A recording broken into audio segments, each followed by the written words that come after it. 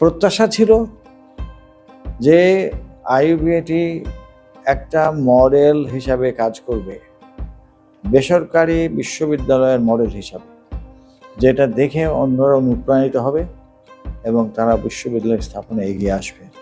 সেই প্রত্যাশা আমাদের সফল হয়েছে। আপনি দেখুন, এখন 114টা বেসরকারি বিশ্ববিদ্যালয় আছে। সেই হিসাবে আমরা বলি আইইউবিএটি বাংলাদেশে বেসরকারি বিশ্ববিদ্যালয়ের পথিকৃৎ, এবং এর যে founder professor doctor Alimullah Mian, তিনি বলতে পারেন যে pioneer of private universities not only in Bangladesh but also in south Asia. কারণ ও সময়ে আপনার সার্ক কান্ট্রির কোনো দেশেই প্রাইভেট ইউনিভার্সিটি বা বেসরকারি বিশ্ববিদ্যালয় ছিল না। মূল উদ্দেশ্যই ছিল একটা বিকল্প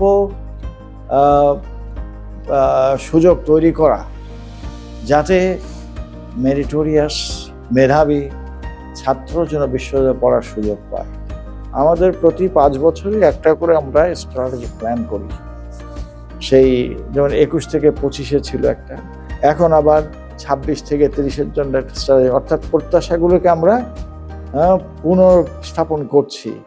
এখন যেটা ধরুন 30-এর মধ্যে আমরা চাচ্ছি যে আমরা টাইমস হায়ার এডুকেশনে র্যাঙ্কিংয়ে চলে আসব, এবং সেটা আশা করছি সামনে বছরই হবে। তাদের যে একটা রিকোয়ারমেন্ট আছে যে কমসে কম 1000 পাবলিকেশন এবং প্রতি বছর কমসে কম 100, এই শর্ত আমরা বর্তমানে পূরণ করেছি। 26-এ আমরা অ্যাপ্লাই করে দেবো। তবে টাইমস হায়ার এডুকেশনের সোশ্যাল ইম্প্যাক্টে কিন্তু আমরা র্যাঙ্কড আছি। I was provided with a scholarship from IUBAT, which was the founder scholarship. Yes, the environment and the faculty, the students and the people here are very welcoming, and it has made me, even though I'm not at my own country, I have felt like welcomed and felt loved, which is, I think, very important for my own self. অনেক ইউনিভার্সিটিতে college of tourism and hospitality management প্রোগ্রামটা search করেছি এবং তাদের different kind of facilities সম্পর্কে আমি জানতে পেরেছি। তার থেকে আমার সবচেয়ে বেশি ভালো লেগেছে আইইউবিএটির অল কাইন্ড অফ ফ্যাসিলিটিস।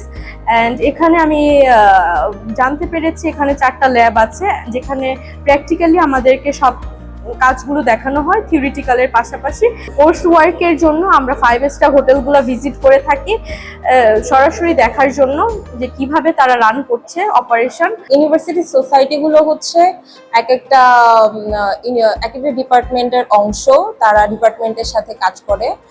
সেখানে স্টুডেন্টরা একটা অনেক ধরনের অ্যাক্টিভিটিস করে থাকে, যেমন স্টুডেন্টরা তাদের টিচারদের এবং ফ্যাকাল্টিদের সহযোগিতায় তারা অনেক ইনস্টিটিউটের সাথে কোলাবোরেশন করে অ্যান্ড অনেক রকমের প্রোগ্রাম অ্যারেঞ্জ করে, যেখানে তারা ভলেন্টিয়ারি অংশগ্রহণ করে এসব কাজগুলোতে আমাদের আত্মবিশ্বাস অনেকটা বেড়ে যায় এবং আমরা বুঝতে পারি আসলে ভবিষ্যতে আমরা নিজেদের কোন জায়গাটা দেখতে চাচ্ছি।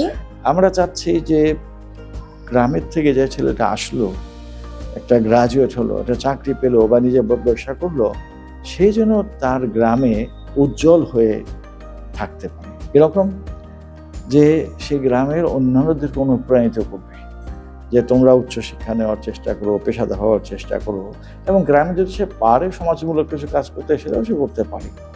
আমাদের এই ক্যাম্পাসে দেখবেন যে কৃষ্ণচূড়া গাছে ভর্তি, এর একটা মিনিং আছে। সেটা হচ্ছে আমরা চাই আমাদের এইসব গ্রাজুয়েট কেমন তারা যেন এই কৃষ্ণচূড়া গাছের মতো কেমন আলো ছড়াতে পারে, রং ছড়াতে পারে তাদের নিজস্ব এলাকায়।